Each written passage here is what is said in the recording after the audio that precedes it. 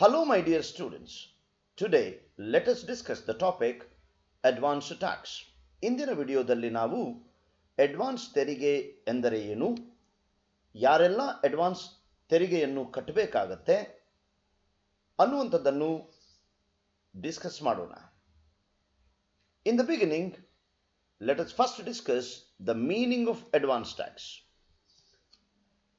Advance tax is nothing but the amount of income tax that one should pay in advance. We know that every person in India whose income crosses a particular limit as fixed by the Department of Income Tax has to make the payment of tax. ಯಾರ ಆದಾಯ ಅನ್ನುವಂಥದ್ದು ಆದಾಯ ತೆರಿಗೆ ಇಲಾಖೆ ನಿಗದಿಪಡಿಸಿದ ಆದಾಯಕ್ಕಿಂತ ಹೆಚ್ಚಿರ್ತದೋ ಅವರೆಲ್ಲರೂ ಕೂಡ ತೆರಿಗೆಯನ್ನು ಭಾರತದಲ್ಲಿ ಕಟ್ಟಲೇಬೇಕಾಗ್ತದೆ. ಅವರು ತೆರಿಗೆಯನ್ನು ಮುಂಚಿತವಾಗಿಯೇ ಕಟ್ಟಬೇಕಾಗ್ತದೆ. ಅದನ್ನೇ ನಾವು ಅಡ್ವಾನ್ಸ್ ಟ್ಯಾಕ್ಸ್ ಎಂದು ಕರೆಯುತ್ತೇವೆ.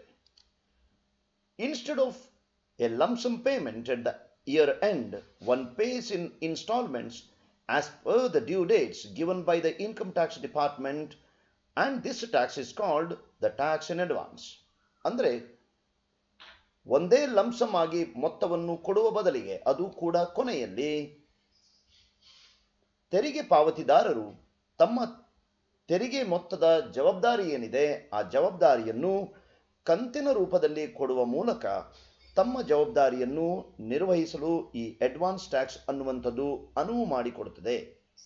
ಒಂದೇ ಮೊತ್ತವನ್ನು ವರ್ಷದ ಕೊನೆಯಲ್ಲಿ ಕೊಡುವ ಬದಲಿಗೆ ತೆರಿಗೆಯ ಮೊತ್ತವನ್ನು ಮುಂಚಿತವಾಗಿ ನಿರ್ಧರಿಸಿ ಆ ಮೊತ್ತವನ್ನು ಕಂತಿನ ರೂಪದಲ್ಲಿ ಆದಾಯ ತೆರಿಗೆಗೆ ಪಾವತಿ ಮಾಡುವ ವ್ಯವಸ್ಥೆಯನ್ನೇ ನಾವು ಅಡ್ವಾನ್ಸ್ ಟ್ಯಾಕ್ಸ್ ವ್ಯವಸ್ಥೆ ಎಂದು ಕರೆಯುತ್ತೇವೆ. The logic behind this is pay as you earn. ಗಳಿಸಿದ ಹಾಗೆಯೇ ನೀವು ಪೇಮೆಂಟ್ ಮಾಡಲಿ ಅಥವಾ ಮಾಡಲಿಕ್ಕೆ ಸಾಧ್ಯ ಆಗಲಿ ಅನ್ನುವಂತಹ ಲಾಜಿಕ್ಕು ಈ advance ಟ್ಯಾಕ್ಸ್ನ ಹಿಂದಿದೆ. It is supposed to be paid in the same year, that is the year in which the income is received. We know that every person, whoever is going to earn income, has to make the payment of tax in the year in which they are going to earn income. ಯಾವ ವರ್ಷದಲ್ಲಿ ಅವರು ಆದಾಯ ಗಳಿಸಿರ್ತಾರೆ ಅದೇ ವರ್ಷವೇ ಅವರು ತಮ್ಮ ಪಾಲಿನ ತೆರಿಗೆಯನ್ನು ಪಾವತಿ ಮಾಡಲೇಬೇಕಾದಂಥ ಅನಿವಾರ್ಯತೆ ತೆರಿಗೆ ವ್ಯವಸ್ಥೆಯಲ್ಲಿದೆ. ಹಾಗಾಗಿ ಆದಾಯವನ್ನು ಗಳಿಸುವ ಮೊದಲೇ ತೆರಿಗೆಯನ್ನು ಮುಂಚಿತವಾಗಿ ನಿರ್ಧರಿಸಿ ತಮ್ಮ ಪಾಲಿನ ತೆರಿಗೆಯನ್ನು ನಾವು ಕಟ್ಟಲೇಬೇಕಾಗ್ತದೆ. ಈ ಕಟ್ಟುವಂಥ ವ್ಯವಸ್ಥೆಯನ್ನೇ ನಾವು ಅಡ್ವಾನ್ಸ್ ಟ್ಯಾಕ್ಸ್ ವ್ಯವಸ್ಥೆ ಎಂದು ಕರೆಯುತ್ತೇವೆ. ಹಾಗಾದರೆ ಪ್ರಶ್ನೆ ಉದ್ಭವ ಆಗ್ತದೆ, who needs to pay the advance tax? ಯಾರು ಈ ಅಡ್ವಾನ್ಸ್ ಟ್ಯಾಕ್ಸ್ ಅನ್ನು ಕೊಡಬೇಕಾಗ್ತದೆ ಅನ್ನುವಂತಹ ಒಂದು ಪ್ರಶ್ನೆ ಉದ್ಭವ ಆಗ್ತದೆ. Any taxpayer with more than 10,000 tax liability has to make the payment of tax, that too in advance. ಯಾರ ಆದಾಯ ತೆರಿಗೆಯ ಲಯಬಿಲಿಟಿ ಅನ್ನುವಂಥದ್ದು 10,000 ರೂಪಾಯಿಯನ್ನು ಮೀರಿರ್ತದೆ ಅಂತಹ ವ್ಯಕ್ತಿಗಳೆಲ್ಲರೂ ಕೂಡ ತೆರಿಗೆಯನ್ನು ಮುಂಚಿತವಾಗಿ ಕಟ್ಟಬೇಕಾಗ್ತದೆ. They have to make the payment of tax in advance. ಅದೇ ರೀತಿ the non resident individuals and foreign companies generating income in India with a tax liability exceeding rupees 10,000. ಭಾರತದಲ್ಲಿರುವಂತಹ ನಾನ್ ರೆಸಿಡೆಂಟ್ ಇಂಡಿವಿಜುವಲ್ಸ್ ಮತ್ತು ಫಾರಿನ್ ಕಂಪನೀಸ್ ಯಾರ ಆದಾಯ ತೆರಿಗೆಯ liability ಅನ್ನುವಂಥದ್ದು 10,000ವನ್ನು ದಾಟ್ತದೆ ಅವರೆಲ್ಲರೂ ಕೂಡ ಅಡ್ವಾನ್ಸ್ ಟ್ಯಾಕ್ಸ್ ಅನ್ನು ಕಟ್ಟಲೇಬೇಕಾಗ್ತದೆ. ಅದೇ ರೀತಿ any self employed individuals, professionals and businessman who earn income from sources other than salary, and if their income exceeds to certain limit, has to make the payment of advance tax. ಇವರೆಲ್ಲರೂ ಕೂಡ advance tax ಅನ್ನು ಕಟ್ಟಲೇಬೇಕಾಗ್ತದೆ. The interesting fact is the senior citizens over 60 years of age are absolutely exempted from paying any advance tax. ಯಾರೆಲ್ಲ senior citizen 60 ವರ್ಷ ದಾಟಿದ senior citizens ಯಾರೆಲ್ಲ ಇರ್ತಾರೆ ಅವರು ಯಾರು ಕೂಡ ಅಡ್ವಾನ್ಸ್ ಟ್ಯಾಕ್ಸ್ ಅನ್ನು ಕಟ್ಟುವ ಅವಶ್ಯಕತೆ ಭಾರತದಲ್ಲಿ ಇರುವುದಿಲ್ಲ ಅನ್ನುವಂಥದ್ದನ್ನು ನಾವು ಈ ಸಂದರ್ಭದಲ್ಲಿ ಗಮನಿಸಲೇಬೇಕಾಗ್ತದೆ. ಹಾಗಾದರೆ ಈ ಅಡ್ವಾನ್ಸ್ ಟ್ಯಾಕ್ಸ್ ಅನ್ನು ನಾವು ಯಾವ ರೀತಿಯಲ್ಲಿ ಅಥವಾ ಹೇಗೆ ಕ್ಯಾಲ್ಕುಲೇಟ್ ಮಾಡುವಂಥದ್ದು ಅನ್ನುವಂಥದ್ದನ್ನು ಡಿಸ್ಕಸ್ ಮಾಡೋಣ. How to calculate advance tax. First, you have to estimate the total income earned leaving your salary.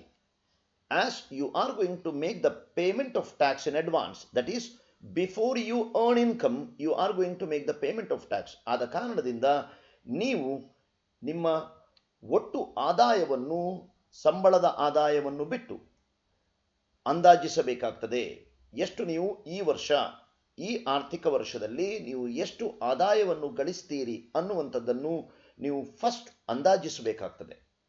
ನಂತರದಲ್ಲಿ you have to minus or deduct all expenses such as medical insurance premiums, phone calls, travel expenses, etc., which are absolutely allowed by the Department of Income Tax.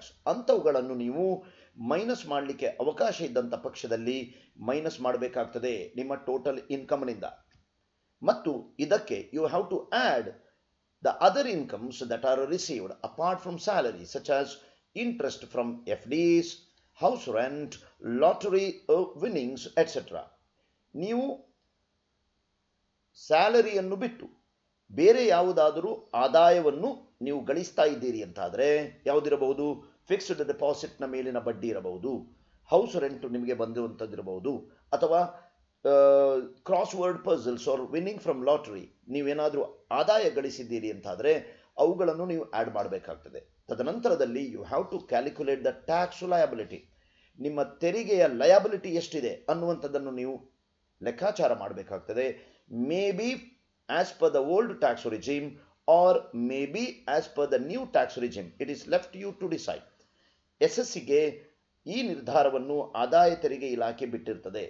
ಆತ ಹಳೆ tax ಪದ್ಧತಿಯ ಪ್ರಕಾರವೂ ತನ್ನ ತೆರಿಗೆಯ ಲಯಬಿಲಿಟಿಯನ್ನು ಲೆಕ್ಕಾಚಾರ ಮಾಡಬಹುದು, ಅಥವಾ ಆತ ಅಥವಾ ಆಕೆ ಹೊಸ ಟ್ಯಾಕ್ಸ್ ಪದ್ಧತಿಯ ಪ್ರಕಾರವೂ ಕೂಡ ತನ್ನ ತೆರಿಗೆಯ ಲಯಬಿಲಿಟಿಯನ್ನು ಲೆಕ್ಕಾಚಾರ ಮಾಡಲಿಕ್ಕೆ ಅವಕಾಶ ಇದೆ. This liberty has been given to every SSC. If the tax liability calculated is more than ₹10,000, ನೀವು ಹಾಗೆ ಲೆಕ್ಕಾಚಾರ ಮಾಡಿದ ಟ್ಯಾಕ್ಸ್ ಲಯಬಿಲಿಟಿ ಅನ್ನುವಂಥದ್ದು ₹10,000 ಮೀರಿರ್ತದೆ ಅನ್ನುವಂಥ ಪಕ್ಷದಲ್ಲಿ you have to make the advance tax. You have to pay the advance tax. ನೀವು ಅದನ್ನು ಕಟ್ಟಲೇಬೇಕಾಗ್ತದೆ. ಯಾರ ಆದಾಯ ತೆರಿಗೆ ಅನ್ನುವಂಥದ್ದು 10,000 ಮೀರ್ತದೆ ಅವರೆಲ್ಲರೂ ಕೂಡ ಅಡ್ವಾನ್ಸ್ ಟ್ಯಾಕ್ಸನ್ನು ಕಟ್ಟಲೇಬೇಕಾಗ್ತದೆ. ಹಾಗಾಗಿ ನಮಗೀಗ ಗೊತ್ತಾಯಿತು ಯಾರು ಅಡ್ವಾನ್ಸ್ ಟ್ಯಾಕ್ಸನ್ನು ಕಟ್ಟಬೇಕು ಮತ್ತು ಯಾವ ರೀತಿಯಲ್ಲಿ ಅಡ್ವಾನ್ಸ್ ಟ್ಯಾಕ್ಸ್ನ ಲೆಕ್ಕಾಚಾರ ಆಗ್ತದೆ ಅನ್ನುವಂಥದ್ದು ಕೂಡ ನಮಗೆಲ್ಲರಿಗೂ ಗೊತ್ತಾಯಿತು. ಇನ್ನಷ್ಟು ತಿಳಿದುಕೊಳ್ಳಲಿಕ್ಕೋಸ್ಕರ let us solve a problem. Let us illustrate. The estimated taxable income of Vijay for the financial year 24-25 is ₹12 lakh, 12 lakhs. ಅಂದಾಜು ಮಾಡಿದ ಆದಾಯದ ಮೊತ್ತ 2024-25 ಆರ್ಥಿಕ ವರ್ಷಕ್ಕೆ ವಿಜಯ್ ಅವರದ್ದು 12 ಲಕ್ಷವೆಂದು ನಾವು ತಿಳಿದುಕೊಳ್ಳೋಣ. Calculate the advance tax installments during the financial year 24-25 if he asks for old tax regime. Old ತೆರಿಗೆಯನ್ನು ಅವರು ತಮ್ಮ ತೆರಿಗೆ ಪದ್ಧತಿಯಾಗಿ ಬಳಸಿಕೊಳ್ತಾರಂತಾದರೆ ವಿಜಯ್ ಅವರ ತೆರಿಗೆಯ ಇನ್ಸ್ಟಾಲ್ಮೆಂಟ್, ಅಡ್ವಾನ್ಸ್ ತೆರಿಗೆಯ ಇನ್ಸ್ಟಾಲ್ಮೆಂಟ್ಗಳನ್ನು ನಾವು ಲೆಕ್ಕಾಚಾರ ಮಾಡಬೇಕಾಗಿದೆ. ಈ ಲೆಕ್ಕಕ್ಕೆ ಅದನ್ನು ಹೇಗೆ ಮಾಡುವುದು ಎನ್ನುವಂಥದ್ದನ್ನು ನಾವು ತಿಳಿದುಕೊಳ್ಳೋಣ. Let us compute Vijay's advance tax liability first. Tax on total income 12 lakh ಅವರ ಆದಾಯ ಅನ್ನುವಂಥದ್ದು ನಮಗೆ ಗೊತ್ತಿದೆ. We know that on first 2,50,000 there is no tax, it is nil.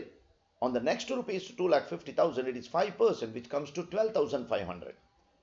Then on the next 5 lakhs, that is 5 lakh to 10 lakh, we know that the tax percentage is 20%, so it is 1 lakh. On the balance it is 30%, which is 2 lakh. The balance is, because his income is 12 lakh, so it will be 60,000. The total tax will be 1,72,500 ಬರುತ್ತೆ. ನಾವು ಅವುಗಳನ್ನೆಲ್ಲ add ಮಾಡಿದಾಗ ಅದರ ಮೇಲೆ we know that health and education set at the rate of 4% we have to pay, which comes to 6,900. The total tax will be 1,79,400. Now let us discuss, or let us calculate the advance tax. I have prepared in 4 columns now: due date, advance tax payable, amount due, and actual payment. We know that the total tax payable is 1,79,400. This has to be paid as per the due date. Before 15th of June, 15% has to be paid, which is 26,910, which has to be paid in advance, 26,910, actual payment to be made. Another 3 months, that is by 15th September, the SSC, Mr. Vijay, has to pay 45% of the tax, that is 80,730 will be the total amount which is required to be paid by the period 15th September. That means the balance is 53,820. That means already he has paid 26,910. The amount to be paid is 80,730. That means 80,730 minus 26,910, which is 53,810, Mr. Vijay has to pay. Similarly, by 15th of December, by another 3 months, he has to pay 75% of the tax. That is 1,34,550, means the balance is 53,820 he has to pay. Finally, the last installment that has to be paid before 15th of March, 100% of the tax liability has to be completed. That is 1,79,400 he has to pay, means the balance of 44,850 rupees he has to pay. That means the total tax that he is going to pay will be 1,79,400. This is the methodology behind you paying the advance tax. I hope you have understood how the advance tax is going to be calculated. Thank you very much.